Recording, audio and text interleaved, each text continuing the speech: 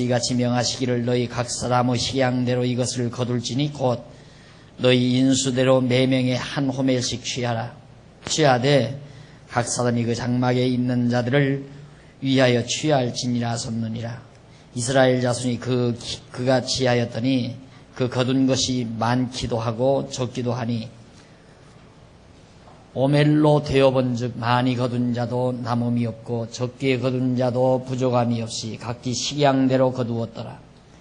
모세가 이스라엘에게 이르기를 아무든지 아침까지 그것을 남겨두지 말라 하였으나 그들이 모세의 말을 청종치 아니하고 더러는 아침까지 두었더니 벌레가 생기고 냄새가 난지라 모세가 그들에게 노하니라. 아침에 메추라기, 참새와 같은 새 종류입니다. 메추라기라는 게 새 종류인데 또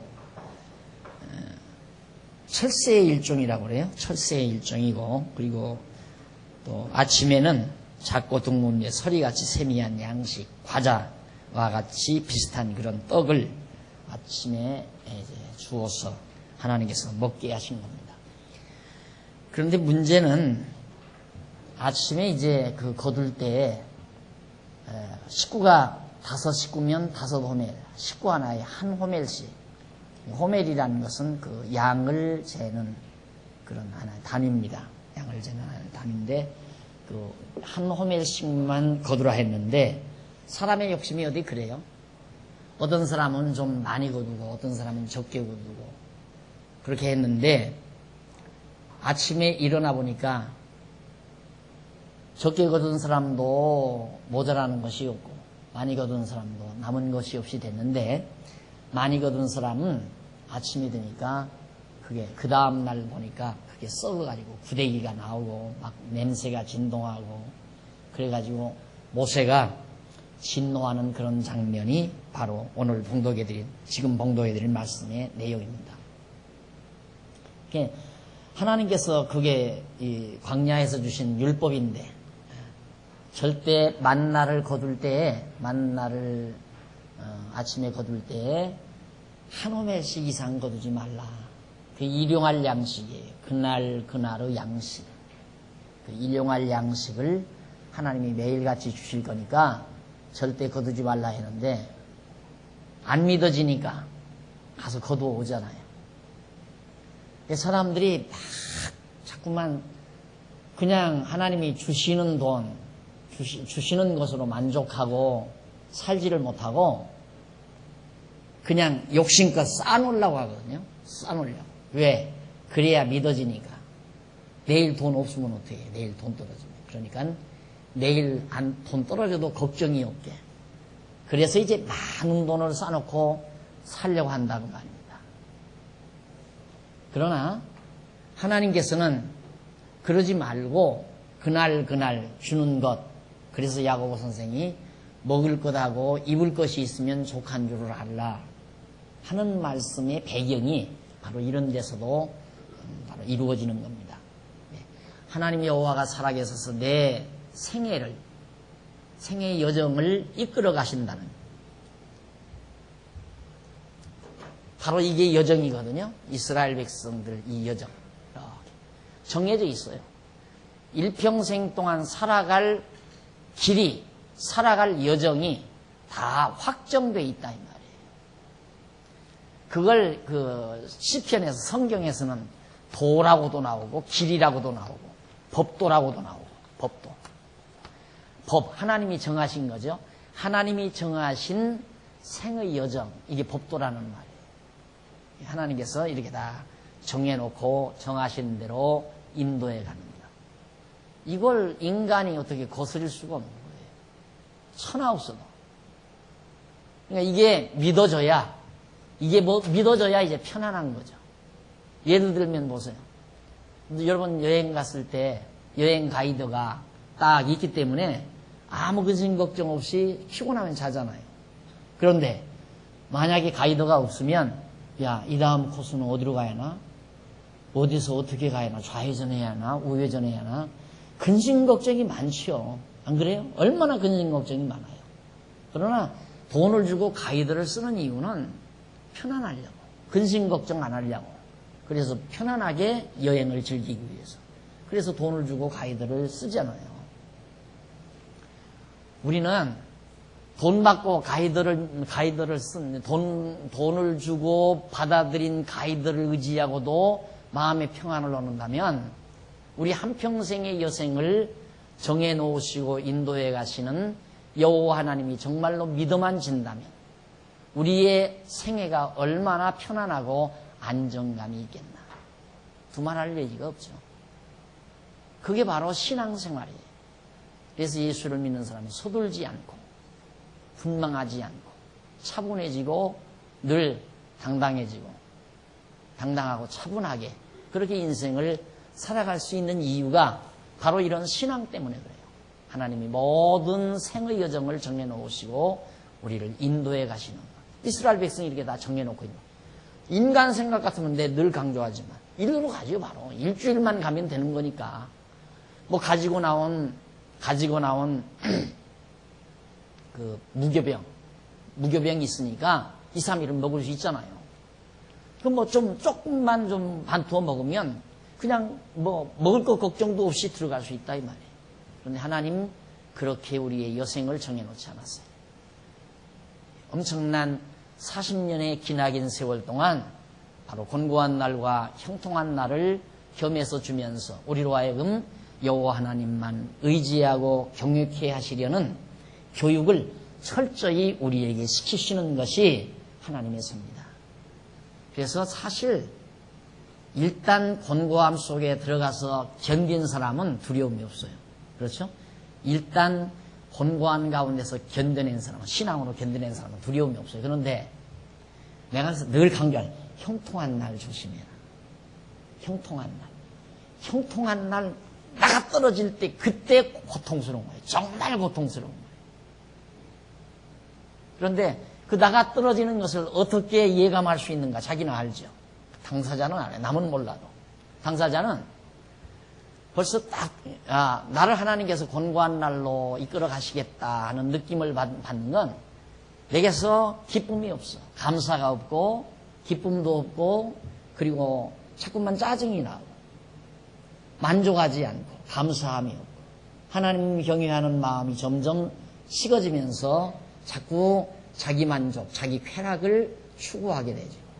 그러다가 보면 하나님이 사랑하는 백성이라 그냥 놔둬서는 안 되잖아요.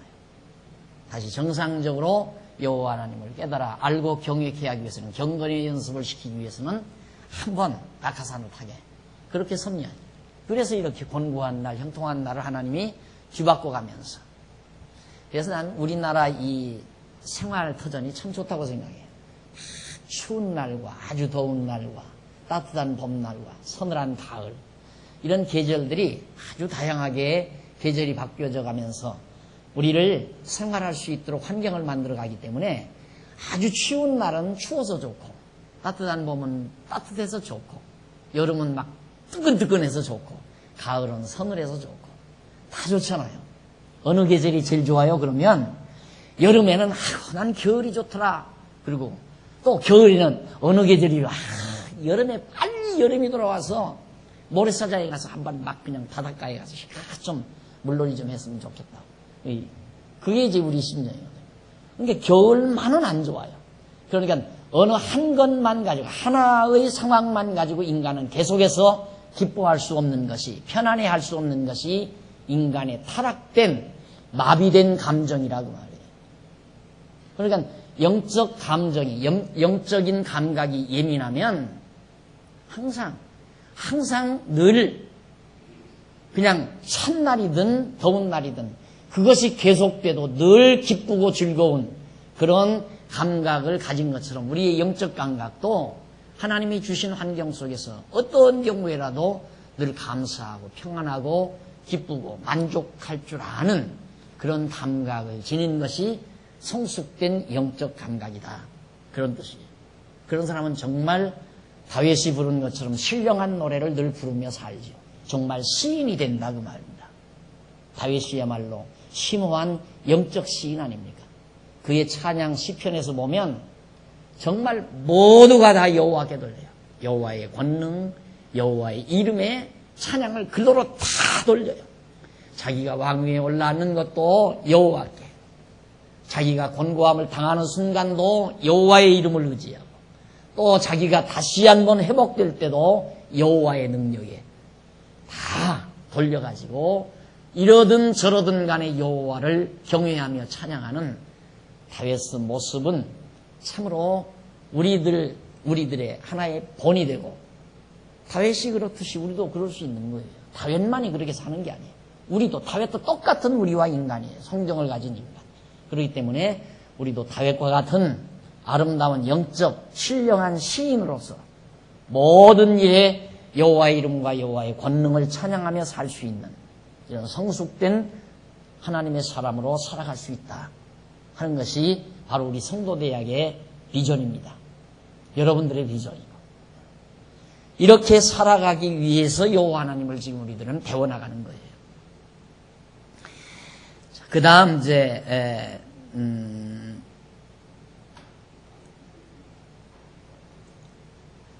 16장 21절로 30절 제일 밑에 보면은 거기 조금 그 밑에서부터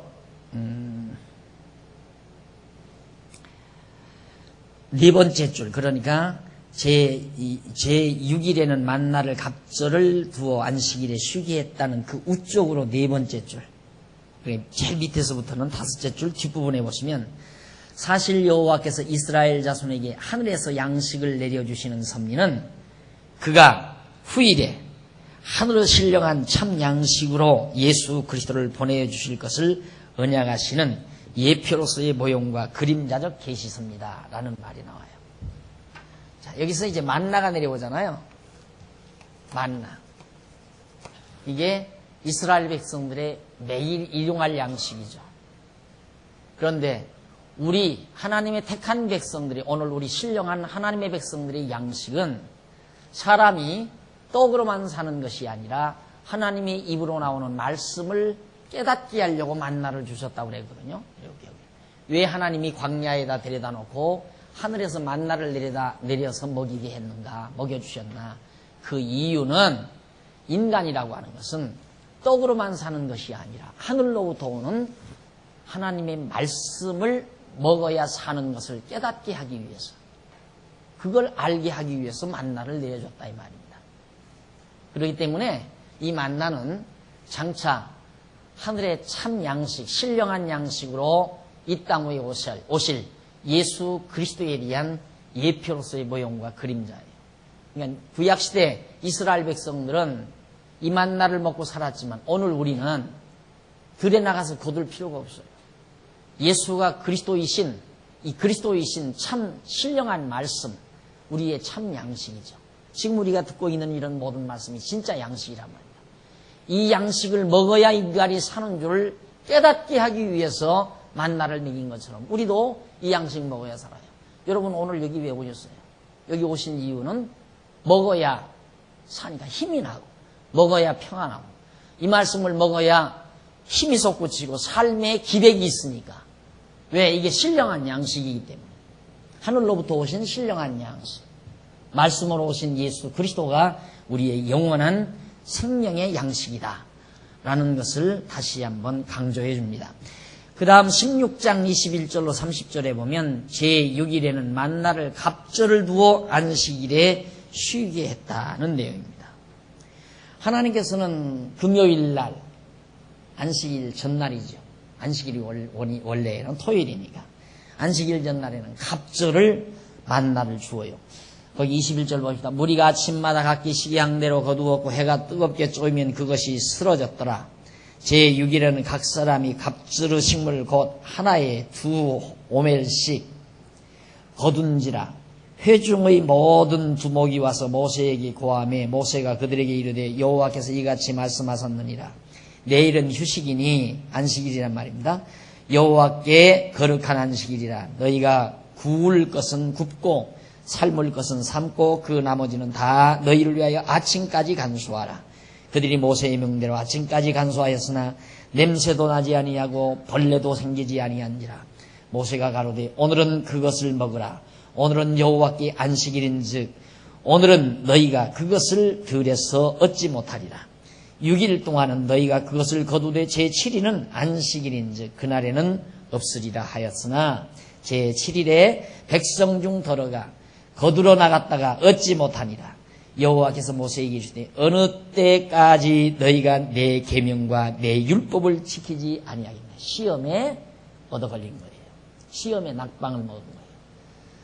제7일에는 거두지 말라. 그 대신 6일에 가서 갑절을 거두라 했는데 7일에 또 나가는 거예요, 백성들이. 그러니까 안 믿어지는 거죠. 죽어도 안 믿어져.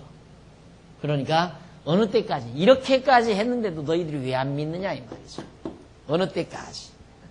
그래서 하나님께서 책망을 하시면서 볼지어다 여호와가 너희에게 안식일을 주므로 제6일에는 이들 양식을 너희에게 주는 것이니 너희는 각기 처소에 있고 7일에는 아무도 그 처소에서 나오지 말지니라. 그러므로 백성이 제7일에 안식하니라 그랬어요. 그러니까 율법 제7일에는 거두지 말라는 율법이죠. 법. 그걸 왜 줬는가?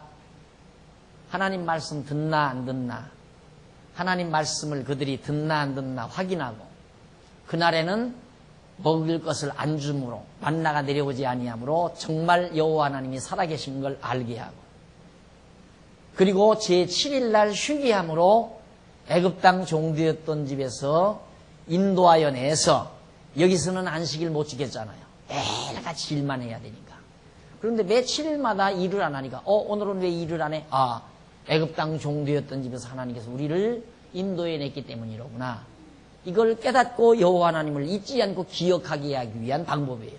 뭐 제7일 7일이 안식일 날이 특별한 어떤 성격이 있어서가 아니라 안식일을 거룩하게 지키라. 그러면 이제 복을 준다 그 말이거든요. 그럼 안식일 거룩하게 지키라는 말은 안식일이 별난 날이기 때문에 그날은 일하지 말라 그런 뜻이 아니에요. 상징적인 의미가 있어요. 안식일 날 제7일마다 일을 안 하니까 아빠 오늘은 왜 일을 안 해요? 이놈아, 우리가 애굽 땅에서 과거에는 죽도록 일만 했다. 그런데 애굽 땅 종되었던 집에서 인도하신 여호와 하나님께서 7일 날은 쉬라고 그랬다. 이 말을 하면서 자녀들에게 여호와 하나님을 가르쳐주고 경외하기를 깨닫게 해가기 위한 거란 말입니다. 그게 여호와 하나님을 자손들에게 대대로 전하는, 가르쳐주는 한 방법이에요. 교육 방법. 그래서 쉬게 한 거라고 말해요. 안식하게 했다. 따라서 오늘 우리도 그렇죠. 아빠는 왜 그렇게 편안해요? 자녀들이 물으면 이 설명 다 해야 되잖아요. 그렇죠, 자녀들한테. 그래서 편안하단다. 그래서 안식일 지키는 게 우리의 심령의 평강을 얻는 게, 예수님께서 오셔서 수고하고 무거운 짐진 자들아 다 내게로 오라. 내가 너희를 편히 쉬게 하리라. 자녀들이 가만히 보니까 엄마 아빠는 너무너무 편안하게 살거든요. 편안해. 근심 걱정이 없어. 저들은 막 근심 걱정이 많고 막 이것도 걱정스럽고 저것도 걱정스럽고 그러는데 엄마 아빠는 왜 그렇게 근심 걱정을 안 해? 하고 물으면 안 하는 이유를 말하면 이거 다 여기서부터 다 성경 다 가르쳐줘야 하잖아요. 자녀들에게. 그게 바로 안식일을 지키는 의미고, 오늘 우리가 그리스도 안에서 편히 쉼으로 영적인 안식, 참 안식이죠. 심령의 안식. 예수님이 그걸 우리에게 주러 온 거 아니에요. 그래서 우리 정말 성도들이 이 땅에 사는 동안 자녀들 놓고 등록금 걱정하고, 야 어떡하냐, 돈 모자라서 어떡하냐, 이것 걱정 그것 걱정, 야 너 직장 못 잡아서 어떡하냐, 큰일 났다, 너 시집 못 가서 어떡하냐, 너 장가 못 가서 어떡하냐, 이런 것들은 그리스도인으로서의 올바른 자세가 아니에요. 서령 아이들이 직장 못 잡아서 걱정해. 야 걱정하지 말아라. 하나님이 오죽이나 준비해 놨겠니. 너 굶어 죽지 않는다. 이게 진짜 신앙인의 부모로서 당연히 해야 될 자세 아니겠어요? 그러면서 여호와 하나님을 자녀들에게 가르치는 거예요. 그래, 지금 하나님께서 7일 안식일을 주신 의미, 그날에 절대 만나를 거두지 못하게 하신 하나님의 깊숙하신 뜻, 그게 바로 그런 곳에 있다. 그러면서 16장 31절로 36절 보면 모세가 만나를 항아리에 넣어서 증거판 앞에 보관을 합니다. 자, 이스라엘 족속이 그 이름을 만나라 하였으며 그 떡의 이름을 가시 같기도 하고 같고도 가시 같고도 희고 맛은 꿀 섞은 과자 같았더라. 모세가 가로되 여호와께서 이같이 명하시기를 이것을 오멜에 채워서 너희 대대후손을 위하여 간수하라. 이는 내가 너희를 애굽 땅에서 인도하여 낼 때에 광야에서 너희에게 먹인 양식을 그들에게 보이기 위함이니라 하셨다 하고 또 아론에게 이르되 항아리를 가져다가 그 속에 만나 한 오멜을 담아 여호와 앞에 두어 너희 대대로 간수하라. 아론이 여호와께서 모세에게 명하신 대로 그것을 증거판 앞에 두어 간수하게 하였고 이스라엘 자손이 사람 사는 땅에 이르기까지 40년 동안 만나를 먹되 곧 가나안 지경에 이르기까지 그들이 만나를 먹었더라. 오멜은 에바 10분 후 1이더라. 그랬어. 자, 여기서 만나가 내려왔는데 이 만나를 그냥 먹고 만 것이 아니라 앞으로 이제 가나안 땅 들어가서 여기서 이제 자녀들을 낳고 살 거 아니에요, 이스라엘 백성들이. 그런데 이 만나는 다 먹어버리면 없어지잖아요. 다 없어져 버리면 가나안 땅에서 나서 자라게 한 세대들은 만나를 볼 수가 없죠. 그렇잖아요. 볼 수가 없고 다만 아버지가 또한 할아버지가 야 나는 광야에서 매일같이 하나님이 내려주는 만나를 먹었단다. 그 말밖에는 못하잖아요. 아, 할아버지 참말 정말 그런데 왜 지금은 안 내려와? 이럴 거 아니에요. 아이들이. 그래서 그때 보여주라고. 이걸 한 오멜을 잘 간직을 해서 바로 나중에 이제 십계명을 받는데 언약궤에다 이제 넣게 되는데 거기에다가 이제 이걸 보관할 작정이에요. 이건 다 가지고 들어갈 거거든요. 이건 안 썩게 그냥 하나님이 보관시킨다 이 말이에요.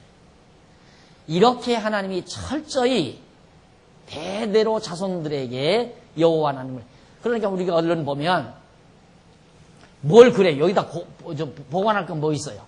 가나안 땅 들어가서 한 달에 한 번 정도는 하늘에서 만나가 내려오면 되잖아요. 그렇죠? 한 번 정도는 만나가 아 진짜로구나 할아버지가 매일같이 내렸다는데 진짜 이걸 내리는 걸 목 잡수고 살았구나. 그럴 거 아니에요. 근데 왜 이때는 안 내려주고 이때 내려온 것을 보관하라고 그럽니까? 여기는 만나를 내려서 먹이는 게 아니라 이제 땅을 파서 농사해서 소득을 거둬서 먹게 돼요. 이 땅에 들어가서는. 그래서 이 땅에서는 만나를 안 내려주고 이 만나를 언약궤에다 보관해서 이제 이렇게 해요. 성전을 지을 거거든요. 성전을 짓는데 이게 성전 바깥 담장이에요. 그리고 이게 이제 성전 본체고 언약궤를 여기다 들여다 놓는데 이 언약궤 안에다가 저 만나 단지를 갖다가 집어넣는다. 그리고는 백성에게 계속해서 이 안에 이 지성소 안에 여호와의 이름을 두셨다라고 하는 걸 가르쳐요. 이걸 통해서 이제 하나님 여호와 경외하기를 가르치는 거예요.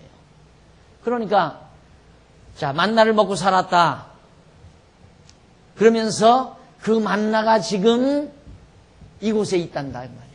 그 만나 여호와 하나님께서 내려준 만나가 바로 이곳에 있단다. 그러면서 자녀들에게 하나님 여호와 경외하기를 가르쳐준다 그 말이에요. 그러니까 얼마나 이 교회라고 하는 이 기독교라고 하는 것이 얼마나 교육적인가, 얼마나 철저한 교육이 필요한 집단인가를 알 수가 있죠. 이 교회예요. 그냥 교육이에요. 교회라고 하는 것은 학교예요. 그냥 교육. 교육이 제거되면 아무것도 아니에요. 오늘 신문 딱 보니까 기도원이 한국교회 기도원이 정신병자 양산한다. 교계신문에 났어요.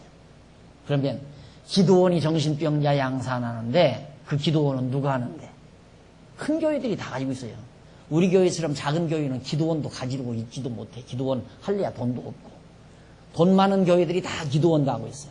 따라서 기도원이 정신병자 양산한다.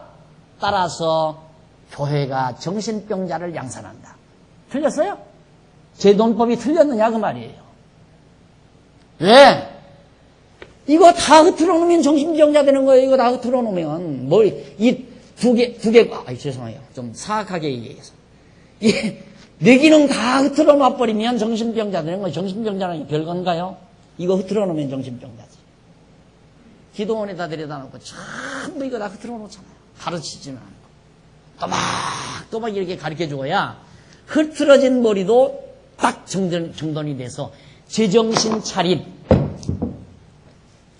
건전한 인격자가 되죠. 올바른 교육을 통해서. 신문에 났어요. 교계신문에. 그것도 상당히 권위 있는 교계신문. 기도원이 정신병자 양성. 교육이에요. 얼마나 하나님이 교육적인지 몰라요. 그런데 인간들은 이걸 우상화한다. 우상. 이걸 막 굉장히 막 우상화해요. 하나님은 이걸 교육 재료로 만들기 위해서 그러는 거예요. 그래서 정말 이 만나를 보호해 놓고 결국 이스라엘 백성을 하여금 여호와 하나님 경외케 하려는 거죠. 463페이지. 거기 하나 고치십시다. 463페이지 위에서 세 번째 줄 에바란 말 나오죠. 에바 앞에 세 번째 줄 앞에 보면 에바 10분의 1로서 한 오멜이란 그 앞에 두 번째 줄 뒷부분에 보면 그 만나 한 오멜 곧 에바 10분의 1. 그러니까 에바 10분의 1은 열 오멜이 한 에바예요. 그러니까 에바 10분의 1이 한 오멜이죠. 로서 약 4리터가 아니라 2.3리터입니다. 지금 우리 표준으로. 조금 제가 잘못했어요. 약 4리터가 아니라 2.3리터 되는 것을 여호와 앞에 두어 너희 대대로 간수하라 라고 하신 것이다. 이러한 섭리는 여호와께서 후일이 하늘로서 내려오는 참 신령한 양식이신 예수 그리스도를 보내주실 것을 언약하시는 예표로서의 모형과 그림자적 계시섭니다. 예수께서 따르는 무리에게 내가 곧 생명의 떡이니 내게 오는 자는 결코 줄이지 아니할 터이요 나를 믿는 자는 영원히 목마르지 아니하리라고 가르쳐주죠. 이 모두가 다 여호와 하나님을 알고 경외케 하시려는데 목적이 있습니다. 그 다음 17장 넘어갑니다. 밑으로 내려와서 양쪽 가로 2번 아말렉 전쟁의 승리. 자, 이렇게 해서 그 다음 여기서 아말렉이라고 하는 이 아말렉 족속들은 어떤 일정한 주거지가 없는 사람들이에요. 그리고는 이 광야를 떠돌면서 떼강도단이라고 생각하면 돼요. 떼강도단, 강도단. 떠돌다가 현찮은 무리들 만나면 덮쳐가지고 다 재물 뺏고 그런 자들이죠. 17장 1절로 3절 백성들이 르비딤에서 목이 마르다고 모세를 원망하는 내용이 3절에는 금방 또 만나주니까 좋다고 그러더니만 또 목이 마르다 이제 목말라 죽겠다 하고 원망을 해요. 이스라엘 자손의 온 회중이 여호와의 명하신 대로 신광야에서 떠나 그 노정대로 그 말이 뭡니까? 하나님께서 정해 놓으신 노정 따라서 그 말이죠. 행하여 르비딤의 장막을 쳤으나 백성이 마실 물이 없는지라. 하나님은 꼭 그런 코너로 인도해 간다 이 말이에요. 그 물 없는 곳으로 천방 가까운 사람 어떻게 하라고 글로로 인도해 가요? 하나님이 그건 모르겠어요? 르비딤에 물이 없다는 하나님 다 알면서도 글로로 인도해 간다 이 말이에요. 분명히 거기다 투자하면 망할 줄 알면서도 하나님은 투자할 마음을 줘서 투자하게 한다 그 말이에요. 그런데 어떻게 안 망해요? 어떤 항우장사가 안 망하냐 이 말이에요. 천하 없어도 망할 사람은 망하고 흥하게 하시면 흥하는 거죠. 오늘 우리 목사님 한 분이 그래요. 지난 주일날 왜 식사 안 하고 가셨습니까? 지난번에 왜 식사 안 하고 가셨습니까? 안 갔으면 큰일 날 뻔했어요. 그러니까 불이 났잖아요. 안 갔으면 다 탈뻔했다 이거죠. 그래서 내가 갔기 때문에 불 안 났다고 생각하지 말고 하나님이 불 안 나게 하려고 가게 했다고 생각하십시오. 다르잖아요.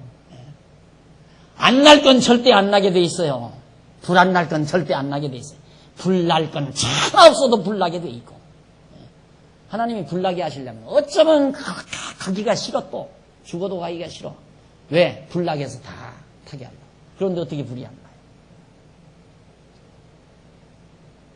안 믿어지죠? 이렇게 말을 해도. 그런 것도 같고 저런 것도 같고. 믿으면 좋을 거예요. 믿어지면 좋죠. 하나님께서 물 없는 르비딤이라는 것 다 하시면서도 왜 그 많은 군중을 근로로 인도해 가시는가? 자, 거기 인도하니까 백성이 모세와 다투어 가로되 우리에게 물을 주어 마시게 하라. 모세가 그들에게 이르되 너희가 어찌하여 나와 다투느냐? 너희가 어찌하여 여호와를 시험하느냐? 모세와 다투는 것이 여호와를 시험하는 거라 이 말이죠. 도리어. 그러니까 여호와 시험한다는 건 아직 못 믿는다 이 말이에요. 여호와를 못 믿으니까 너희들이 그러지. 라마에서 쓴물을 단물 만나서 먹였으면 물이 하나도 없는 여기 와서 엘림에 와서 물 잘 먹고 살았잖아요. 좋은 곳에 와서. 물 없는 곳으로 인도했다 이 말이에요. 그러면 물 없는 곳에서 물 있게 해서 먹일 걸 왜 못 믿느냐 이 말이죠. 그러면서 거기서 백성이 무리가라매 그들이 모세를 대하여 원망하여 가라되 당신이 어찌하여 우리를 애굽에서 인도하여 내어서 우리와 우리 자녀와 우리 생축으로 목말라 죽게 하느냐. 여기서 다 우리를 죽일 것이냐 이 말이죠. 이것이 우리가 자주자주 삶의 과정에서 겪는 절망적 상황입니다. 야, 이제는 죽게 됐구나. 다 망하게 됐구나. 큰일 났다. 다 뿔뿔이 흩어지자. 이런 절망적 상황을 우리들은 한 생을 사는 동안 겪을 때가 더러더러 있습니다. 이스라엘 백성도 역시 하나님께서 근로로 인도에 가시는 거라 이 말이에요. 죽이려고? 아니에요. 더 멋있는 백성을 만드시려고. 그게 믿어져야 돼요. 하나님께서 나를 완전히 망하게 하시려고 그러지 않는다 이 말이에요. 그래서 내가 한마디 단마디 표현으로 절망적 상황, 가장 절망적일 때가 가장 소망적인 때다. 모순이죠? 어떻게 보면 모순이죠? 그 말은 어떻게 해석하면 되냐면 내가 생각할 때는 가장 절망적이라고 생각할 때가 하나님의 뜻으로는 가장 소망적인 때다. 그 말이에요. 그러니 하나님을 알면 절망할 겨를이 어디 있어요? 내가 생각할 때 가장 절망적 상황이 하나님께는 가장 소망적인 시기인데 그러니까 여호와를 안다는 것이 그만큼 달라져요. 사람을 바꿔놓는다니까. 판단력을 바꿔놓고 이성적 판단을 완전히 뒤엎어놔버려요. 전혀 바꿔놔버린다 이 말이죠. 그래서 세상이 다 부정적인 거 아니에요? 다 세상적인 부정적이고 원망할 일만 생기고 불평할 일만 생기고 짜증스러운 일만 많고 그런데 시각이 바뀌어지니까 모두가 감사한 일이고 즐거워할 일이고 소망적인 일이고 그게 여호와를 아는 지식의 결과입니다.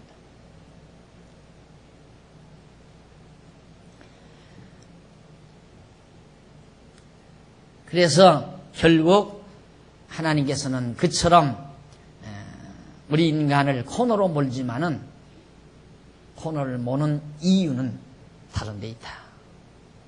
그 밑에서 한번 제일 밑에서부터 7째 줄 보세요. 7째 줄 앞부분에 보시면 따라서 언약 자손의 원망은 여호와께 대한 불신앙에서 기인된 것이다.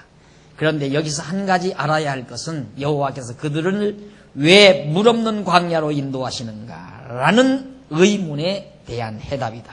그것은 여호와 하나님께서 그들에게 여호와 스스로의 권능의 영광을 드러내어 주어서 그들로 여호와를 알고 경외하게 하시려는 것이다. 막 목말라하게 했다가 물을 내어서 먹여주는 것은 물 잘 먹고 시원하게 잘 먹고 잘 살아라 그게 아니다 이 말이에요. 여호와의 권능의 영광을 보여주어서 여호와 하나님 알고 경외하며 살게 하시려는 것이 목적이 거기 있다 이 말이에요. 그런데 우리는 그럴 경우가 그렇지 않잖아요. 어려움을 겪다가 막 좋은 환경이 되면 좋은 환경이 된 거기에 몰입이 돼요. 왜 이렇게 좋은 환경을 하나님이 주셨을까? 이렇게 접근을 해야 되거든요. 야, 좋은 환경이 됐다. 야, 돈도 많이 벌리고 사업도 잘 된다. 왜 그럴까? 이렇게 접근해야 돼요. 이게 지혜자예요. 왜 하나님이 이렇게 형통케 하실까? 그런데 어리석은 자는 어떻게 할까? 이렇게 적어요. 방법을 찾아요. 야, 어떻게 신바람 나게 살까? 방법. 이게 이제 자기를 미련하게 만드는 방향. 아, 하나님께서 왜 나에게 건강을 주셨을까? 이렇게 생각을 해야 지혜자거든요. 그런데, 야, 건강하다! 어떻게 할까? 놀러 다니자. 쫙 쾌락을 누리자. 그거밖에 생각 못 하잖아요. 그래서 미련한 자는 방법을 생각하고 지혜자는 이유, 원인을, 목적을 생각합니다. 왜 하나님께서 나에게 형통함을 주셨는가? 이걸 다 언제 기억하겠어요? 그러죠? 막 한 번 오면 이렇게 2시간씩 공부하는 거 막 하나도 다 쓰고 싶지요? 다 메모하고 싶지요? 그런데 간단해요. 여호와란 말 한마디만 정확하게 깨닫고 기억하면 이거 다 따라서 붙어요. 감자둥치, 감자 넝쿨 하나 딱 붙들고 막 우수우수 하니 감자들이 막 따라오는 것처럼 다 외울 것 없어요. 그냥 듣고 여호와 하나님만 잘 경외하는 거 배우면 왜, 어떻게 이런 거 다 기억나요. 다 생각나고 다 판별이 서지고. 그래서 우리 공부가 쉽다는 거예요. 노트하라고 안 하잖아요. 외우라고 안 하잖아요. 암기한다고 되는 게 아니에요. 몇 번만 생활 속에서 반복이 되면 그냥 깨달아지게 됩니다. 근데 깨달아져야 이렇게 되지는데 공부하고도 어느 순간 가다가 보면 아이쿠 내가 이쪽에 와서 섰구나 하고 생각이 되죠. 여기에 완전히 내가 몰입이 돼 있었구나. 지혜자는 계속해서 왜 하나님께서 왜 나를 이런 형통한 상황을 줬을까? 건강한 상태를 왜 허락하셨을까? 왜? 이거 생각하면 간단하잖아요. 여호와 하나님 경외하며 살게 하시려고.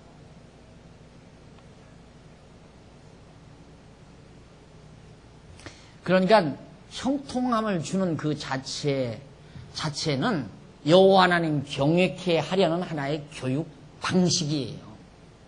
그걸 누리라는 데 목적이 있는 게 아니에요. 그걸 누리라는 데 목적이 있는 게 아니라 여호와 하나님을 깨달아 경외하며 살게 하려는 교육한 방식이라 이 말입니다. 그래서 곤고한 날과 형통한 날을 겸해서 하나님이 허락하시는 것이다. 그 다음 이제 17장 4절로 7절에 보면 하나님께서 반석에서 물을 내게 해서 백성을 먹이시는 내용이죠. 모세가 아론을 여호와께 부르짖어 가로되 내가 이 백성에게 어떻게 하리이까? 그들이 얼마 아니면 내게 돌질하겠나이다. 하나님 큰일 났습니다. 백성들이 지금 목마르다고 나한테 돌발매질 나을 것 같습니다. 모세가 지금 하는 말이에요. 하나님께.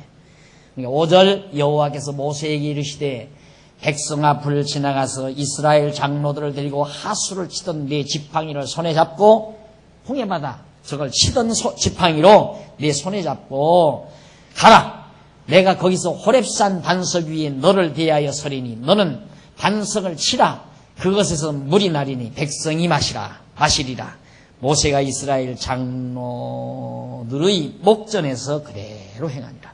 그가 그곳 이름을 마사라 또는 무리바라 불렀으니 이는 이스라엘 자손이 다투었으며 또는 그들이 여호와를 시험하여 이르기를 여호와께서 우리 중에 계신가 아닌가 하였습니다. 나는 아직 못 가봤어요. 못 가봤는데 다녀온 분들이 그러는데 요 무리바 반석 물이 지금도 있대요. 여기 마사라는 지역에 그 물이 그 광야 사막에 반석에서 물이 펑펑펑 솟는데요. 그게 이제 바로 이 반석이라고 그렇게 얘기를 한다고 그래요. 거기서 그 가이드가 한다고 그러는데 여러분 이것도 안 믿어질 거야. 거기서 나온 물 가고 그렇게 붙였을지 어떻게 알아? 안 믿어지는 건 내가 믿으라고 강요는 안 해요. 하나님께서 그 광야에 그것도 하필이면 땅에서가 아니라 돌 반석 위에서 물이 솟게 한다 이 말이에요. 물이 그렇게 해서 여호와의 능력을 깨달아 그를 경외하며 섬기게 하려는데 목적이 있었다. 그 다음 넘어가서 밑에 보면 17장 8절로 16절 있습니다. 하나님께서 아말렉과 전쟁에서 백성으로 승리하게 하십니다. 이런 고비를 한번 해서 맞사 다투었다. 여기서 모세와 이스라엘 백성이 다투었다 해가지고 맞사라 이름을 이제 그렇게 붙였다 그러는데, 이런 상태에서 한번 하나님께서 환석에 물을 터뜨려서 먹여주니까 믿어졌을 거 아니에요. 이제 여호와 하나님을 의지하는 믿음이 강해지니까 그 다음 하나님께서 또 교육시키는 방법은 바로 이 아말렉 군대들과의 전쟁을 갖게 하는 겁니다. 과거에 여기서는 일로로 바로 가려고 했어도 여기 블레셋이라고 하는 백성들 때문에, 사악한 백성들 때문에 일로로 가다가 이들 때문에 돌아선다고 했잖아요. 근데 하나님께서는 이쪽으로 깊숙이, 여보세요, 얼마나 교육장소가 좋은가, 이렇게 싹 코너에다가 딱 박아놓고 어디로도 도망 못하게, 꼼짝 못하게, 애굽으로도 돌아가지 못하게 만들어놓고 아말렉 군대들이 도전하도록 하나님께서 역사합니다. 이게 하나님의 교육 방법이에요. 제가 학교 다닐 때 어느 여학생, 선배 여학생이 하나 있었는데, 그 여학생이 큰딸이고 자기 남동생이 하나 있었대요. 남동생이 있었는데 아버지가 돈이 좀 있었는데 걱정을 해요, 동생을. 그래서 왜 그러냐니까, 동생이 지금 어느 철공소에 가서 막 이 겨울에, 겨울날인데 막 겨울에 그 철공소에 가서 막 기름 닦고 일을 한다 이거예요. 근데 아버지 부자인데 왜 그러냐 그러니까, 우리 아버지가 아들을 친구가 경영하는 철공소에 취직을 시켰다 이거예요. 취직을 시키면서 아버지가 그 친구에게 돈 조금씩만 줘라. 그리고 아주 고된 일, 하기 힘든 일 막 시키라고 그랬대요. 그러니까 아들 녀석은 그것도 모르고, 뭐 주인이 하나는 하려니까 얼마나 막 손이 얼어 터지고, 그 막 추운 날 기름 걸려가지고 그 막 다 닦고 그러니까 얼마나 손이 막 시리고 다 막 터져서, 그걸 보니까 불쌍해 죽겠다 이거예요. 자기 동생이 그런 거예요, 남동생이. 그래서 아버지가 왜 그러느냐고 내가 물으니까, 아버지 재산을 이제 아들에게 물려줄 건데 저놈이 돈 버는 것이 얼마나 힘이 드는가를 알아야 아버지가 벌어서 물려준 재산을 그대로 유지할 수 있기 때문에 그렇게 교육을 시킨다고요. 사람도 지혜로운 분은 그렇게 자녀 교육을 시키잖아요. 그렇죠? 하나님은 인간과 비교할 수 있습니까? 하나님이 얼마나 지혜의 원천이신데, 하나님. 지혜의 근원이시고, 하나님. 그런데 인간을 그렇게 교육 안 시키겠어요? 딱 몰아다 붙여놓고 아말렉 군대들을 동원해서 그들과 전쟁하게 만든다. 466페이지 거기 가보면, 466페이지 거기 성경 65페이지서부터 좀 읽어보십시다. 8절. 때에 아말렉이 이르러 이스라엘과 르비딤에서 싸우니라. 모세가 여호수아에게 이르되 우리를 위하여 사람들을 택하여 나가서 아말렉과 싸워라. 내일 내가 하나님의 지팡이를 손에 잡고 산꼭대기에 서리라. 여호수아가 모세의 말대로 행하여 아말렉과 싸우고, 모세와 아론과 훌은 산꼭대기에 올라가서 모세가 손을 들면 이스라엘이 이기고 손을 내리면 아말렉이 이기더니, 모세의 팔이 피곤함에 그들이 돌을 가져다가 모세의 아래에 놓아 그로 그 위에 앉게 하고, 아론과 훌이 하나는 이편에서 하나는 저편에서 모세의 손을 붙들어 올렸더니 그 손이 해가 지도록 내오지 아니한지라. 여호수아가 칼날로 아말렉과 그 백성을 쳐서 파하니라. 여호와께서 모세에게 이르시되 이것을 책에 기록하여 기념하게 하고 여호수아의 귀에 외워 들리라. 내가 아말렉을 도말하여 천하에서 기여감이 없게 하리라. 모세가 단을 쌓고 그 이름을 여호와 니시, 여호와께서 이기시다, 여호와 기 니시라 하고 가로되 여호와께서 명하시기를 여호와가 아말렉으로 더불어 대대로 싸우리라 하셨다 하였더라. 자, 아말렉이 쳐들어오게 만들어 놓고 싸우는데 어떻게? 모세가 이렇게 팔을 들면 싸움에서 여호수아가 장군인데 싸움에서 여호수아가 이겨요. 이스라엘이 백성이 이겨요. 팔만 내렸다 하면 패배하는 거예요. 그러니까 너무 오래 들고 있으니까 팔이 아프잖아요. 그러니까 양쪽에 막 돌을 갖다 고여놓고 앉아서 이렇게 양쪽에서 아론과 훌이 이렇게 모세의 팔을 이렇게 들고 있었어요. 그래서 급기야 전쟁에서 이긴 거예요. 아말렉을 다 도말했다. 그러면서 하나님께서 여호와께서 모세에게 이걸 기록을 해서 대대로 알게 하라고 말해요. 이런 사실을. 왜?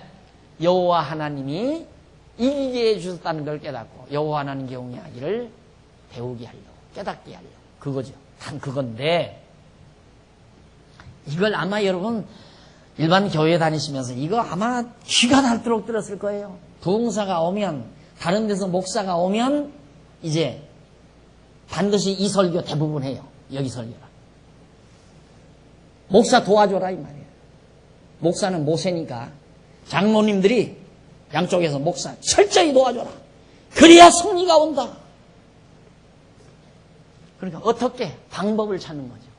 왜 그렇게 하셨는가를 찾는 게 아니라 성경에서 사는 방법, 부흥의 방법, 성공하는 방법, 승리하는 방법을 찾는다 이 말이에요. 하나님께서 왜 그렇게 하셨는가를 따지고 묻고 들어가는 것이 아니라. 많은 사람들이 저한테 그래요. 처음 만나면 꼭 묻는 말이 목사님은 어떻게 그렇게 성경을 깨달았습니까? 라고 물어요. 간단해요. 일로로 가지 않고 일로로 간 거예요. 하나님이 왜 이렇게 했을까? 왜 이런 말씀을 했나? 이렇게 접근을 했어요. 처음에 청소년 때는 이걸 접근을 했죠. 내가 어떻게 살까? 하나님 앞에서 어떻게 살아야 성자가 될까? 하나님 앞에서 어떻게 살아야 축복을 받을까? 어떻게로 접근을 하다 보니까 좌절, 절망, 고민, 고통, 이루 말할 수 없는 정말 안타까움을, 영적 고민과 갈등을 많이 겪었는데 그 뒤로 왜 하나님이 이런 말씀을 했나? 성경에 왜 이런 말씀을 기록했을까? 왜로 접근하니까 그 다음부터 눈 떠가지고 보여주기 싫은데 접근만 정확하게 하면 그냥 쭉 빠져나가게 돼 있어요. 터널도 그렇잖아요. 터널. 올바른 방향만 잡아서 접근하면 터널도 쫙 뚫려지게 돼 있어요.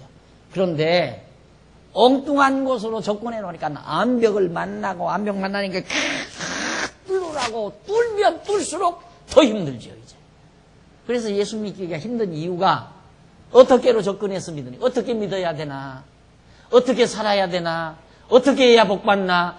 전부 이쪽으로, 설교도 그쪽으로 하고 배우는 것도 그쪽으로 배우고 성도들의 관심도 여기에 있고 이러니까 예수 믿기가 힘들고 고달픈 거예요. 제가 여러분들에게 말씀드려요. 왜 하나님이 그렇게 말씀하셨나? 왜 이런 표적을 행하셨을까?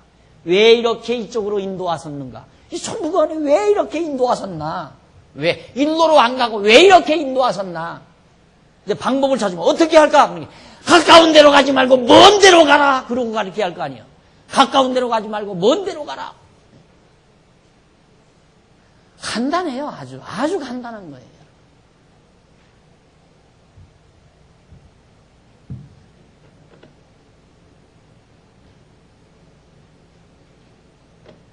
그런데 그 본문 설명문, 그 성경 말씀 밑에 바로 밑에 두 번째 줄, 아래로 두 번째 줄 끝부분에 보면 아말렉은 에돔 땅에 있는 에서의 장자 엘리바스가 낳은 족장인데 창세기 36장 15절로 16절에 그들이 이르러 이스라엘과 싸우는 것은 일찍이 여호와께서 이삭으로 하여금 에서에게서 너는 칼을 믿고 생활하겠고 라고 예고케 하신 바가 있는데 바로 아말렉이 에서의 후손이기 때문이다. 원래 여기서 이삭이, 아브라함의 아들 이삭이 아들을 낳았는데 쌍태 야곱과 에서가 낳았잖아요. 근데 에서는 하나님이 미워하고 야곱은 사랑했단 말입니다. 에서의 후손은 이쪽에 에돔, 여기가 에돔 땅이에요. 에돔 땅. 이쪽으로 쫓겨난 거예요. 약속의 땅에서 쫓겨났어요. 에돔은. 그런데 그 에돔의 자손 중에 하나가 아말렉이에요. 이 아말렉. 너는 칼을 믿고 살리라. 싸우기를 좋아한다 이 말이에요. 그러니까 이 에서 자손 중에 아말렉 족속이 이 인근에 퍼져가지고 하여튼 사람만 보면 달겨들어서 싸워가지고 다 탈취해가고 도둑질해 먹고 강도단, 떼강도단이 된 거예요. 아말렉 족속. 어디에 정착하고 사는 게 아니라 이게 이제 하나님께서 그렇게 말씀하신 게 그대로 이루어진 거예요. 에서는 너는 칼을 믿고 산다. 너는 칼을 믿고 생활하겠고 라고 에서에게 하신 그런 말씀이 그대로 바로 아말렉을 통해서 이루어지는 거죠. 자, 그 다음에 이제 넘어가서 467페이지 위에서 세 번째 줄 바꾼데 보시면 여호와께서 모세에게 이것을 책에 기록하여 기념하게 하고 여호수아의 귀에 외워 들리라. 내가 아말렉을 도말하여 천하에서 기여감이 없게 하리라고 하신다. 여기서 이것을 이라는 대명사는 이스라엘 자손이 아말렉과의 전쟁에서 모세가 손을 들면 이스라엘 자손이 이기고 손을 내리면 아말렉이 이기는 사건을 가리키는 겁니다. 이것이란 대명사는, 지시대명사는. 여호와께서 모세에게 이것을 기록하게 하신 목적은 여호와께서 승리케 하시는 것을 기념하게 하시려는 것입니다. 이긴 것이, 아말렉을 쳐서 이긴 것이 여호와께서 이기게 한 거지 너희들이 이긴 게 아니다 이 말이죠. 그런데 우리는 다 실제 그런 착각을 많이 하죠. 뭔 일이 됐다. 아, 이거 내가 했다. 내가 잘했다. 이렇게 생각하잖아요.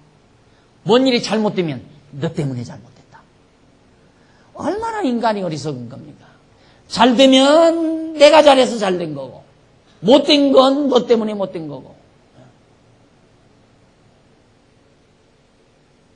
그게 인간이 쉽게 범할 수 있는 길인데 하나님께서는 그걸 깨닫게 하려고 그게 아니다라는 거. 전쟁에서 이긴 것이 여호와께서 이기게 한 거다. 여호와께서 손을 들면 아니 어떻게 손을 들었다고 이기고 손을 내렸다고 지느냐 이 말이죠. 그게 여호와께서 당신을 알려주는 방법이에요.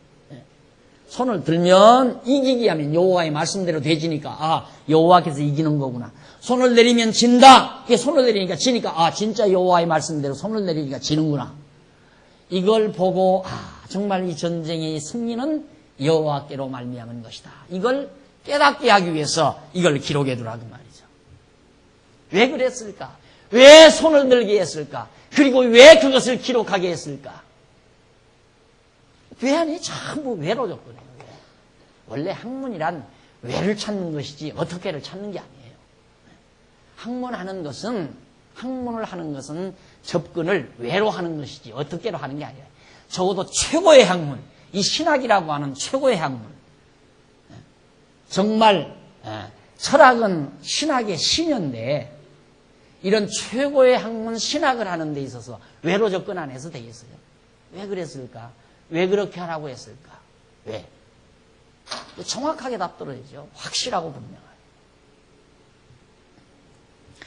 자, 그 다음 467페이지 밑에 중간쯤 보시면 양쪽 가로 3번 나와요.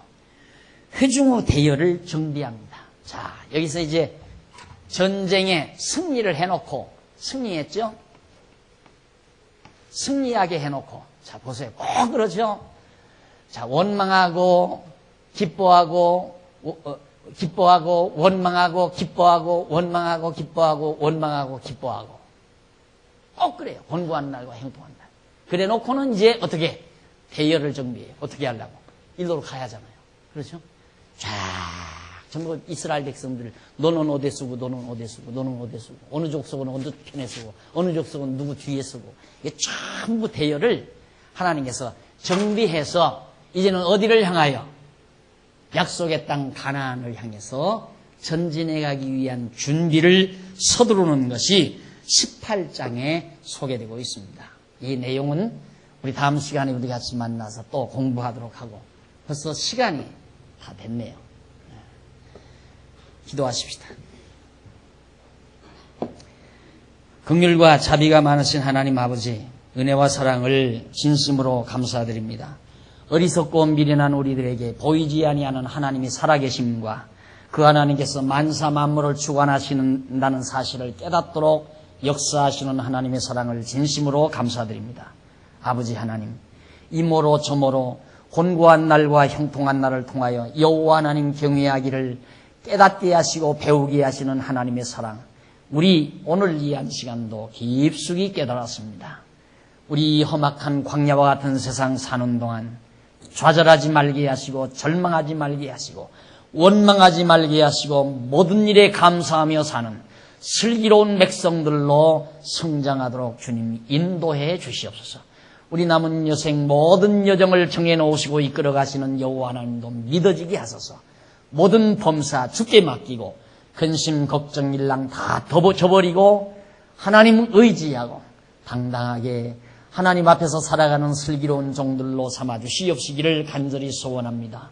오늘 또 선한 일에 동참한 사랑하는 귀한 종들, 연보에 동참한 손길이나 참여하지 못한 손길 위에 하나님께서 함께 하셔서 땅 위에 사는 동안 예비된 선한 일에 열정을 다하는 슬기로운 하나님의 백성들 되도록 인도해 주시옵소서.